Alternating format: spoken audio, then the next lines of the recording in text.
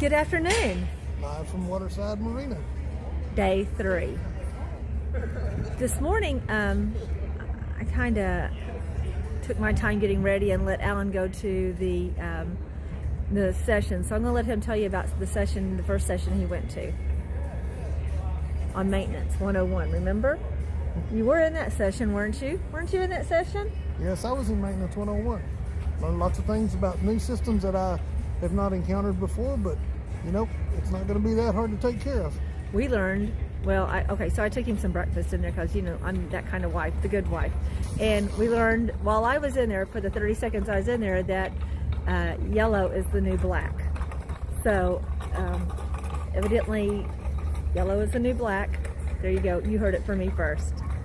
Well, in marine wiring, they've gone from red and black being positive in ground like in automotive to yellow and red because black in AC in marine is the hot side. So anyway, they've changed that. That's one new thing that I learned. We went to another class that was extremely beneficial, and that was what real life things that happen on boats, and it was from the first mate's point of view. So it had an all women panel, and it was just a very good session on how to deal with aging parents, medication, what happens if there's an emergency on shore, how to get from point A to point B very quickly, how to utilize the marina host, and it made me feel at ease. It really did give me some comfort knowing that being out on the boat does not isolate me from everybody. Yeah, you won't be all alone. Even though I'll be there, you won't be all alone. Who knows? Anyway, more to come today, more classes to go to, and we will be back later for Looper Crawl 3. Looper Crawl 3. See you later. Bye. Bye-bye. Good afternoon. We just finished the last Looper Crawl, and we were able to see some really neat boats. And so I believe that I have narrowed it down to a few things that I definitely know I want, and that is progress. So she's changed a lot of things about our minds. About our minds? Well, our minds. I mean, we were going one way, and now we've seen some boats that you want to go the other way, and we're going to look into those. But we received some questions, and we want to go over those. So some of the first question that we received was, well, what is this looping about? What is looping?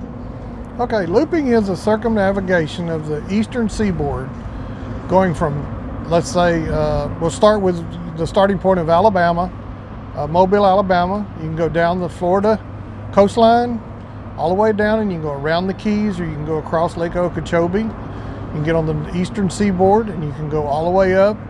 You can work your way up through to the Chesapeake Bay. You can go up through there. You work your way on around to the New York Harbor. You get into the Hudson. You can carry the Hudson all the way up to either go into Lake Erie, or you can work your way up into Canada. And from there you can work your way across. Either one of those takes you across either through Canada or through the northern U.S. and drops you into the Great Lake, drops you into Lake Michigan. What you can take from there, you wind up going around the east side or the west side. It's your choice. You work your way to Chicago, and as you come out of Chicago, you catch the river systems and you work your way south, going either down and into Louisiana and coming out at New Orleans, or you can cut back in and come out back through Mobile, Alabama. That's a circumnavigation of somewhere around 6,000 miles. Most people do it within about a year's time, and it's all in how fast you want to do and how quick you want to get it done. So that itself is what looping is about. Looping is about. Sorry, the wind's getting up and making the camera move. We'll see if we can make it stay steady without starting all over. It is. It's definitely windy here. The next question is, will we be moving? And the answer to that is no. They call it dirt homes here. And so we will be keeping our dirt home, our permanent home, for a while at least. And we will be on the looping. So we'll be moving. Yes, we'll be moving on board. We're becoming a live aboard. And yes, we will be keeping our dirt home. So there's the answer to that. No and yes. Yeah, at some point we'll acquire a boat. We'll be living on that boat part-time until we get used to it, till we get retirement. Once we reach retirement and we've decided what we want to do, then we'll move on the boat to live, to do what they call a shakedown and get all the systems working properly and the systems, the boat doing what you need it to do, getting used to it, getting everything you need to have on the boat on it. And then at some point we'll make the decision, we'll draw a line and we'll take off. So the next question is, will we be buying or leasing a boat? Because a lot of people are worried that buying a boat is jumping right into a lifestyle that we know nothing about. Well, as it comes to buying a boat, buying's your best option. We won't be buying a new boat. That's we don't need to take that hickey. Buying a used boat will be the way to go, especially since I can probably do anything, repairs that need to be done to it. You buy a used boat, you make it your boat in the long run, but leasing a boat is just, unless you can find somebody that owns one that wants to just really make some kind of a deal instead of it sitting for a year or two, then no, we'll be buying a boat. The next question is, what kind of boat are you interested in? Today we've looked at several different kinds. We're keeping our ideas toward the trawler style, slower boats, but we looked at some Powercats today, which are power boats, not sailing catamarans. Give you wide open spaces with segmented spaces. Trawlers give you large seating areas too, big deck spaces. Powercats have some more stability in certain incidents. So we're looking at those two types of boats. That's probably where we'll narrow our search down to. I like the floor plan. It's amazing that it's not really the length of the boat or the width of the boat. It's how the boat is laid out on the inside and the use of space and storage. And I saw some really well-designed boats that really fit something that I'm looking for and that I can see as usable and kid-friendly, so that Emily, yay, and Sawyer and Elena can come and join us out on this adventure. The next question is, are we going to be doing this full or part-time? Well, when it comes to retirement time, everything's full-time, right? After retirement, I mean, yeah, you do it. Commit to retirement fully. This is it's a first step in the stage of life that we don't know yet. We may start doing this and get 6 months, year into it and say, you know what, we're through, let's go back to our dirt home.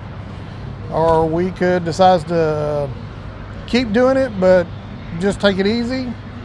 We could speed up, or we could say, we're going to sell the dirt home and invest in a bigger boat. Who knows? Who knows? That question cannot be answered right now. We met a lot of people who, after a couple of years, sold their dirt home and are now total liveaboards. We have met some that do it 6-7 weeks at a time and go back and forth. We've not met anybody yet that said to heck with it, sold their boat and left. No. Everybody says don't wait, do it now. So the next question was, what about seeing family? And that was something that was covered in one of the sessions this morning about seeing family. And we see our family, once a month or once every other month and get to see the grandchildren. It will be no different when we're on the boat. Planes work all over.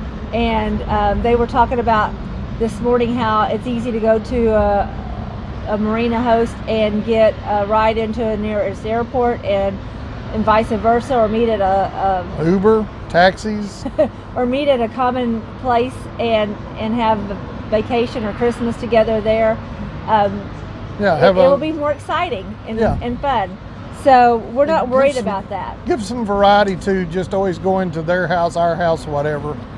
But seeing family is not going to be, we're going to see our family. That's going to happen. Our family's still there for us to be with. We'll take the family with us at times. We'll take some people, out with us for a week or so, especially the grandkids. It's amazing what we thought about having the kids aboard, and then seeing families with 3 children on board. There was one that has 5. And seeing how they react, seeing how the kids behave, seeing the education they're getting, it is amazing. And then there's people who have multiple animals on board, and that's interesting. And we've talked with them as well. It's nothing is impossible. We met people who had very serious health problems. We learned how to get medication. We learned that you don't have to create barriers. You only have solutions. So we're real excited. This was a turning point day, and you can hear all the noises in the background. We've had helicopters and boats and all kinds of things go on today, but today was a turning point day, and I really am feeling more comfortable with this lifestyle. So we have another day tomorrow. We're excited about that. Tonight they're going to feed us another wonderful supper, and I do want to give a shout out to Curtis Stokes and his wife. They have been wonderful with helping us, just talking to us openly about the different designs of boats and what's available, and just entertaining all of our questions. And if you know me, I have questions. Yep. And I'm real impressed. So a lot of great people within the industry. There's not a lot of salesmanship, let's put it that way. Everybody's got their products.